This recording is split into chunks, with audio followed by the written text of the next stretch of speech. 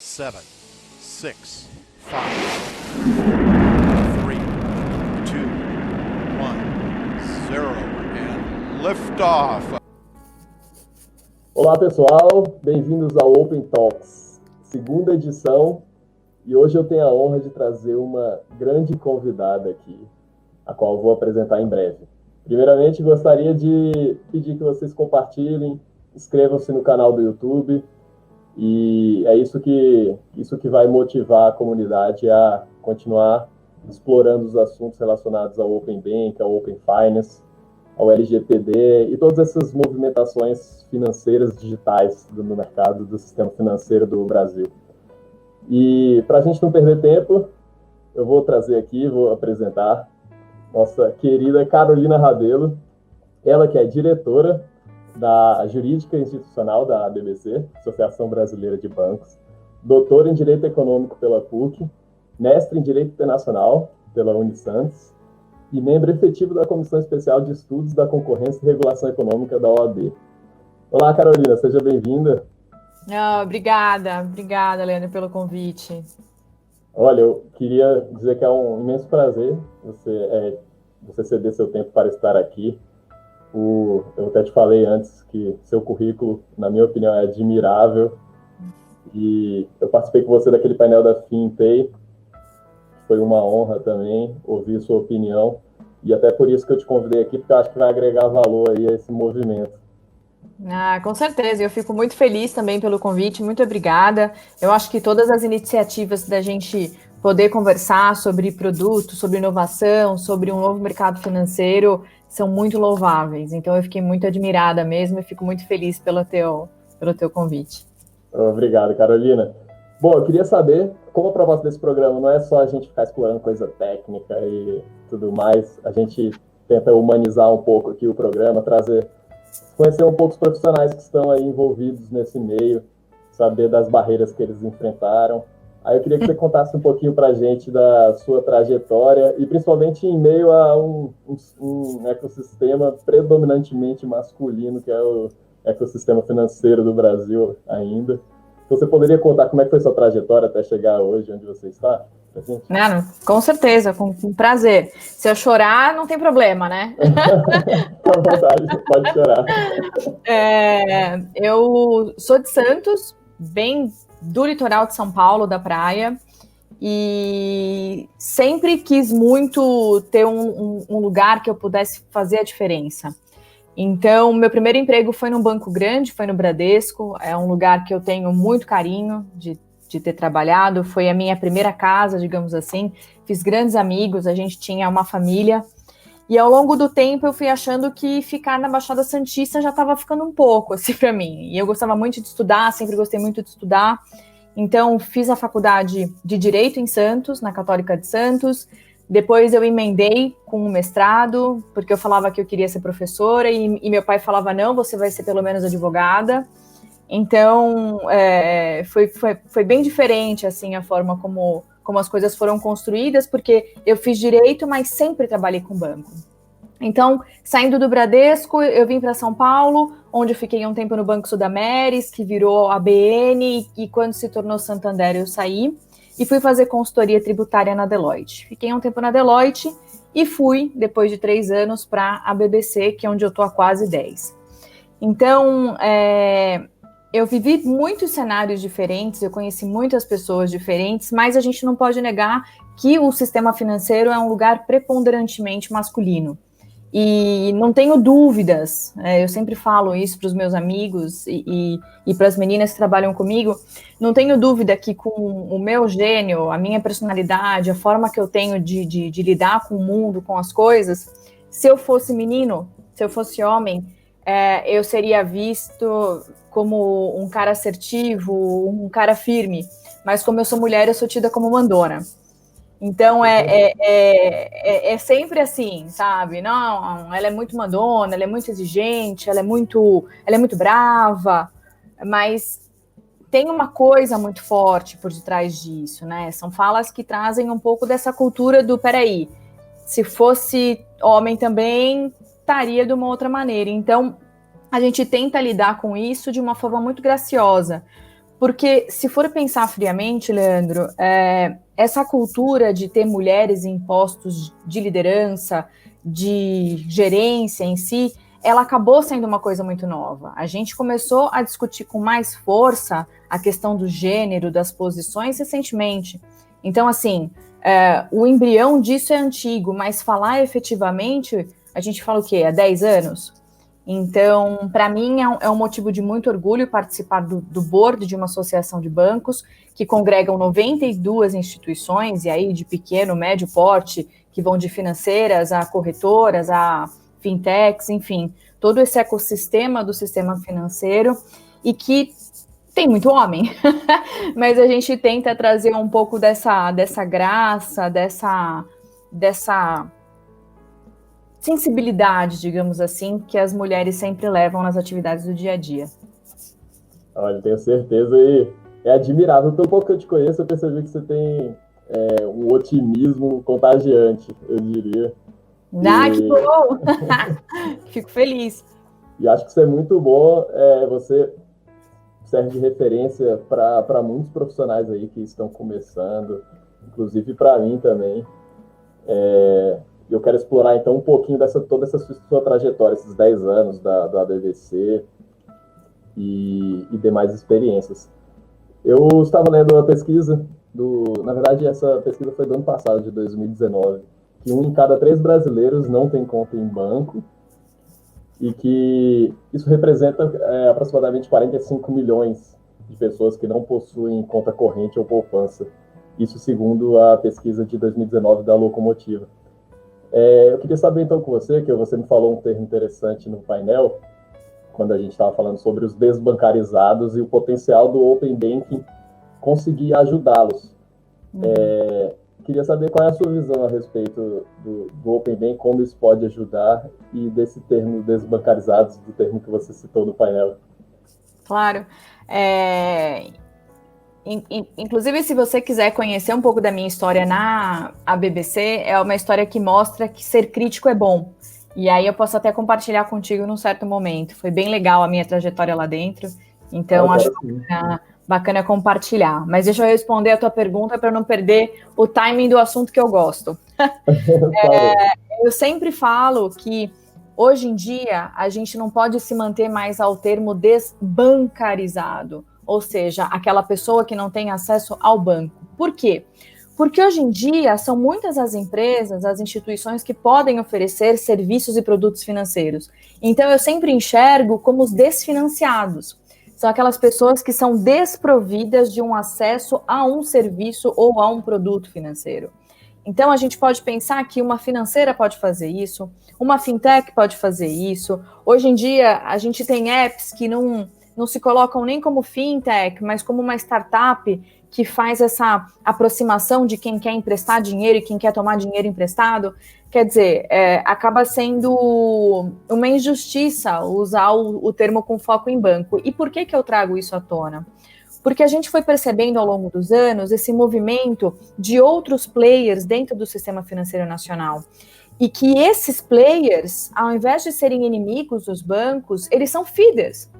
Então, assim, não raro, a gente começou a perceber que uma fintech tem uma plataforma, uma API que conecta a pessoa que quer um cartão de crédito diferenciado. A outra traz um ranking de tabelas de juros para empréstimo. A outra pega e coloca porcentagens de CDIs de bancos diferentes para aplicação em CDB. Então, quando a gente começa a olhar isso, a gente imagina, poxa, peraí, então a gente pode criar com esses caras um ecossistema para criar um marketplace do sistema financeiro, e não um marketplace bancário, mas daquelas pessoas, daqueles players, dos atores que podem fazer o sistema financeiro melhor. E foi daí que se construiu toda essa ideia de que a ABBC pudesse congregar esse universo de instituições. Antes, até janeiro desse ano, se eu não me engano, a gente só conseguia trazer como associado banco e financeira. E hoje a gente já tem esse mundo todo que eu comentei no começo, inclusive corretoras, sociedades de empréstimo pessoal, sociedades de crédito direto e as fintechs que auxiliam com que o dinheiro saia de mim como banco e chegue na ponta do consumidor. Então, para mim, são os desfinanciados. Não, achei sensacional esse termo. Até porque a gente está cada vez mais migrando para o Open Finance, né? O escopo do bancário está sendo rompido exatamente para essa questão que você falou do financeiro. E eu adorei esse termo, desfinanciados. Fez sucesso, você acredita? Foi bem legal, porque eu fiz um comentário de bobeira, porque é como eu enxergo mesmo essa mudança que a gente vai ter aí para um sistema financeiro aberto, e algumas pessoas entraram em contato comigo via LinkedIn, via Insta, falando, puxa, aquele termo foi tão legal. Eu falei, gente, as pessoas prestaram atenção no que eu falei. Então é legal isso, é legal porque você vê que tem uma construção e que não sou só eu que estou dentro de uma associação de bancos, e bancos mesmo de essência, porque são 37 anos pensando como banco, que vê o mundo dessa forma nova, né? Que vê essa mudança.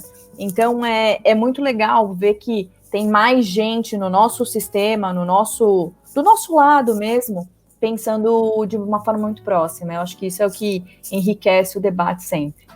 Enriquece bastante, até porque a gente expande um pouco o nosso pensamento. Às vezes a gente fixa ali no escopo bancário e fica desbancarizado, vamos focar nisso. E a gente vê que é muito maior que isso. Quando você leva um termo desse, quebra um pouco aquela construção que a gente tem na cabeça, que a gente ficou ouvindo o tempo todo. Faz pensar um pouquinho a mais.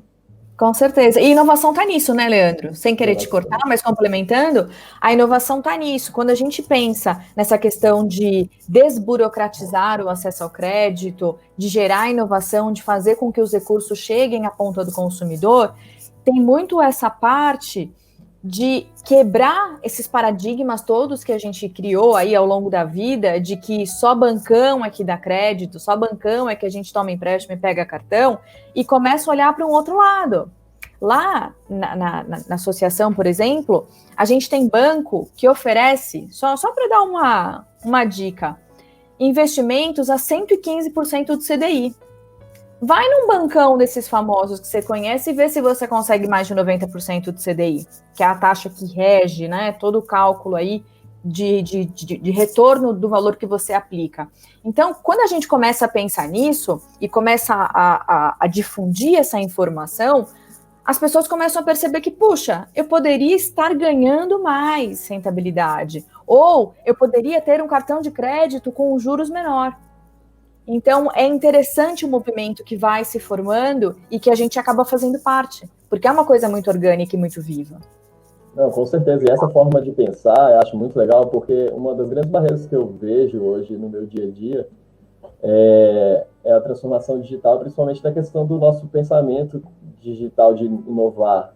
A gente, pelo que eu percebo no dia a dia com outros profissionais, tanto da minha empresa quanto de outros, a gente fica fechado naquela nossa toda cultura enraizada dos nossos canais internos, e isso às vezes nos limita bastante. Então achei muito interessante esse termo e acho legal mesmo você trazer esse assunto de inovação para a nossa forma de pensar, além dos produtos que a gente vai gerar com isso.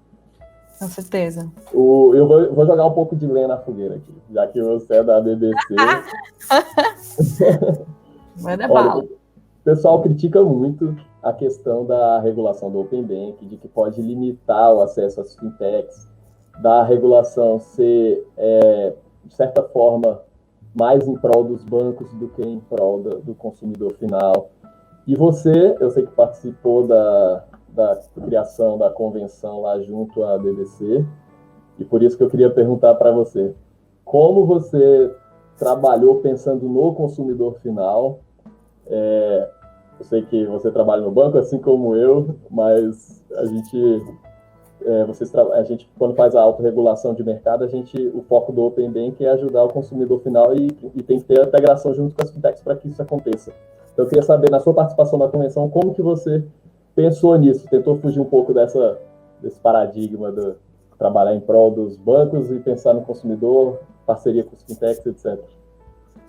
É legal pensar sobre isso, porque, assim, olhando para mim, primeiro, como pessoa, né? Eu sempre gosto de falar que eu estou advogada, mas antes de ser advogada, eu sou uma pessoa, eu sou um ser e eu sou uma consumidora. Então, eu acho importante a gente ter essas impressões pessoais em tudo que a gente fizer. Então, quando eu escrevo um texto, quando eu converso com alguém, eu sempre tento deixar uma mensagem muito, muito humana e muito como se fosse comigo a interlocução, ou seja, como se eu estivesse conversando comigo. Eu acho que a gente tem esse papel aí de iluminar a vida dos outros. Então, pensando no projeto do Open Banking, pensando na convenção, não poderia ser diferente. É claro que existem interesses que às vezes são diferentes e a gente não consegue chegar num bom consenso rapidamente, mas a construção do projeto como um todo tem esse foco. É essa pegada de cidadania financeira, de educação financeira e principalmente de agenda BC hashtag. Então, a BBC está muito focada nessa parte de educação financeira, que graças está comigo.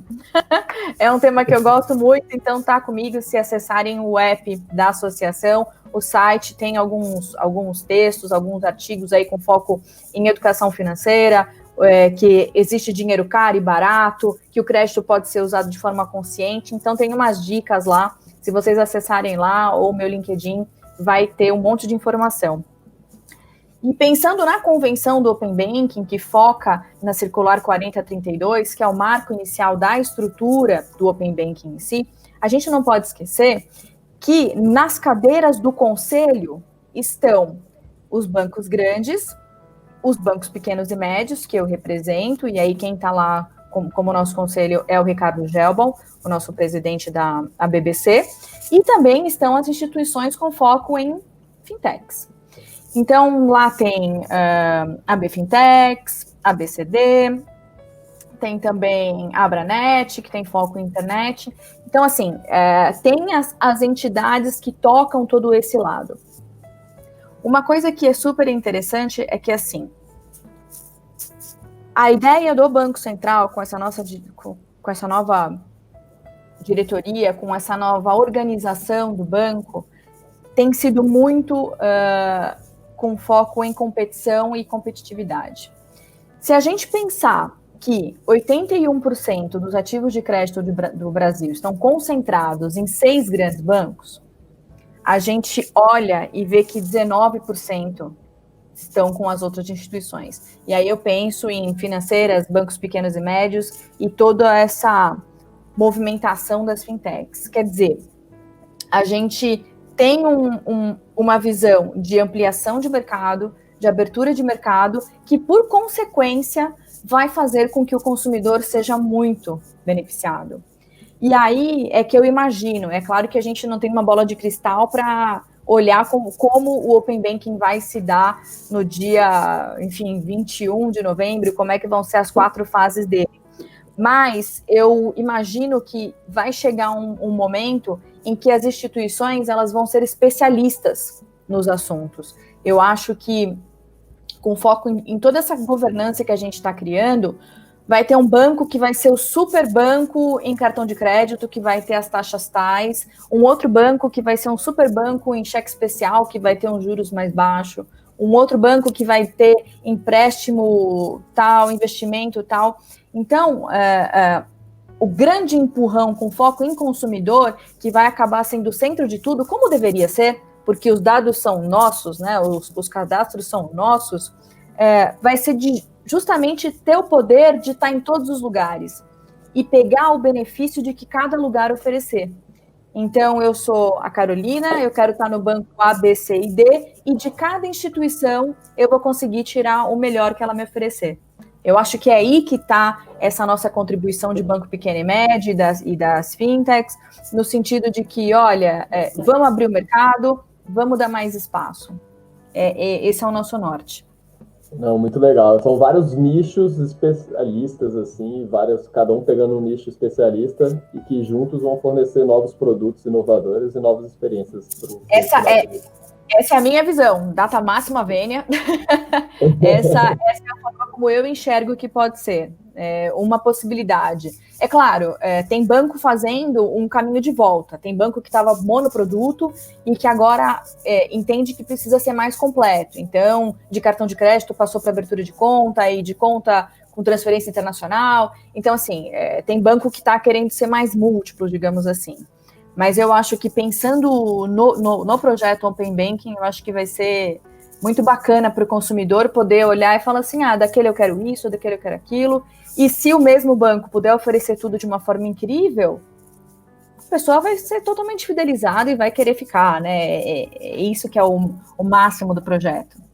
Muito legal. Inclusive, eu fiz uma pesquisa agora no LinkedIn que o pessoal votou mais dizendo que os bancos tradicionais vão acabar, ou melhor, vão mudar, vão se transformar.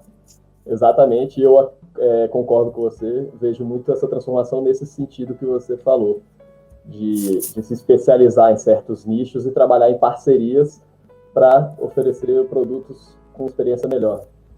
Sim, sim. E olha, eu posso dar um spoiler assim também de uma experiência internacional que eu venho estudando bastante? Eu tenho lido muitos estudos de consultorias, tanto americanas quanto europeias, do que pode ser feito junto das APIs. Né? A gente fala assim, API, Open Banking e tal. E essa construção de ecossistemas, elas têm sido super ricas. Em que sentido? A gente está falando de pessoas que estão alheias ao mercado financeiro, ao acesso aos recursos, e que a gente quer bancarizar esses caras ou quer financiar esses caras. Legal. Essas pessoas muitas vezes não têm acesso à internet, não têm uma forma de alcançar isso. Então, como tem sido feito isso? A gente vê grandes ecossistemas de instituição financeira, fintech para fazer o caminho todo e parcerias com telecoms. Então, imagina que a gente consiga fazer isso no Brasil e ao invés de precisar ter um barco de banco que atenda o pessoal da Amazônia, a gente consiga ampliar a tecnologia até lá. Então, eu acho que dá para a gente criar muita coisa legal sem essa dor toda que todo mundo quer colocar, quem é contra, de que, não, a segurança. A gente nunca vai deixar o projeto 100% pronto. Então, assim, é aquela coisa, a gente vai voar porque ele já decolou e em voo a gente vai acertar as coisas. Nem a gente está pronto, a gente erra pra caramba. Então, assim, imagina assim, um projeto dessa grandeza. Então, para a gente, pequeno, médio, fintech, a gente quer inovar e a gente está tendo um grande apoio do Banco Central, que olha com esse olhar mesmo de disrupção e que eu tenho certeza que se for imaginado um ecossistema com vários feeders, com vários players, ele certamente vai apoiar, porque eles estão com um mindset assim brilhante. Eu nunca tinha visto uma diretoria da forma como a gente tem hoje no regulador. Dá muito gosto. Legal. E que nem você falou aí, a gente nunca vai atingir 100% de segurança e a gente vai sempre melhorando. Eu vejo muito, por exemplo, a metodologia ágil no meu dia a dia vai ser igual no Open Bank. A gente vai lá implementa de uma forma, verifica os erros, corrige, vai de novo e vai evoluindo. Ciclo iterativo. Sprint, né? Exatamente. Não, vamos 30 dias. Deu errado, vamos voltar. Onde está o errado? Não deixa o projeto correr solto, né? A gente tem essa possibilidade de arrumar durante a realização dele, a operação dele. Então, eu acho que a gente só tem a ganhar. O Brasil só tem a ganhar, não tenho dúvida. Muito legal, Carolina. Obrigado pela participação aqui. Muito obrigado mesmo. Eu queria pedir aí qual mensagem que você daria para os profissionais que estão ingressando nesse ecossistema ou que já estão aqui dentro. Uma mensagem final para eles aí de o que eles devem pensar, como que eles devem pensar, na sua opinião, qual caminho devem seguir. Olha, Leandro, eu sempre sou uma pessoa otimista. Você falou a palavra correta, assim. Eu sempre tento ser autoastral, porque eu acho que aquilo que a gente joga para o universo é o que a gente recebe de volta. Então, durante toda a minha infância, eu escutei que eu era uma pessoa extremamente encrenqueira e extremamente crítica. E eu te garanto que foram essas duas grandes características que me colocaram onde eu estou hoje. No sentido de poder participar de uma coisa tão maravilhosa quanto essa, de poder estar no meio de pessoas que decidem o nosso sistema financeiro e que fazem com que a nossa vida seja da forma como ela é em termos financeiros. Então, é muito importante que a gente seja fiel a quem a gente é, que a gente não perca a nossa essência, que a gente honre a nossa existência e que a gente olhe para o alto, no sentido mesmo de fazer a diferença. Então, quem está chegando na área de banco agora, ao invés de simplesmente digitar os valores e passar aquela conta no caixa, porque eu fui caixa de banco, eu posso falar isso, eu vim desde escriturária, nem sei se em banco ainda tem escriturária. Eu lembro que eu acordava de manhã e eu dizia assim, puxa, hoje vai ser um dia excelente, e eu vou fazer o dia das pessoas excelentes também. Então, quando eu atendia alguém para pagar uma conta, eu sempre tentava ser agradável, sempre tentava ser simpática, e eu posso garantir que se você focar nisso, se você focar no amor, no carinho com as pessoas, na gentileza, na bondade, a tua vida anda de uma forma que você nem imagina para onde ela vai te levar. Então, se você fizer o bem, é o bem que você vai receber. Então, estar num banco hoje, numa posição que você pode achar que não é tão bacana para o que você imagina que você seja, é uma fase. E a gente tem visto aí um pessoal de geração, sei lá qual que tá, já Z, nem sei em que geração que tá, eu sei que eu sou Y, chegar nas instituições, nas empresas, de já ser gerente. Então, assim, é importante todo esse crescimento, essa criação, o passo a passo, porque você ganha musculatura, você ganha uma fortaleza, sabe? E ouvir o erro das pessoas também é de suma importância, para que você também não os cometa. Então, eu sempre falo para quem trabalha comigo, gente, vamos dar um sorriso, vamos ser felizes, porque o nosso inconsciente, ele não tem senso de humor. O que você registrar em você é o que ele vai captar. Então, assim, eu sempre tento estar sorrindo, porque eu sei que a minha cabeça está entendendo que eu estou feliz. Então, vamos ser felizes, vamos embora, que aí a vida dá certo. Muito legal, muito legal. Uma excelente mensagem. E admito que você é inspiração tanto para mim, tenho certeza que os profissionais que estão escutando aqui. Querido. Muito legal. Você falou a palavra encrenqueira, eu diria que é coragem, porque para qualquer transformação que a gente tenta fazer, seja a transformação digital, transformação do ambiente que a gente está, de clima, com o nosso otimismo, eu acredito que tem que ter coragem. Então, eu vejo em você corajosa e otimista, são características que tenho certeza que servem de inspiração para a gente ser também no nosso ambiente. Obrigado, Carolina. Obrigada, foi um grande prazer e estou à disposição. Se quiserem conversar comigo no LinkedIn, puxa pelo meu nome, estou sempre à disposição para conversar. Obrigado, pessoal. Vou deixar aqui o LinkedIn da Carolina aqui na descrição. Acessem lá e muito obrigado. Até o próximo episódio. Obrigado, até mais. Obrigada.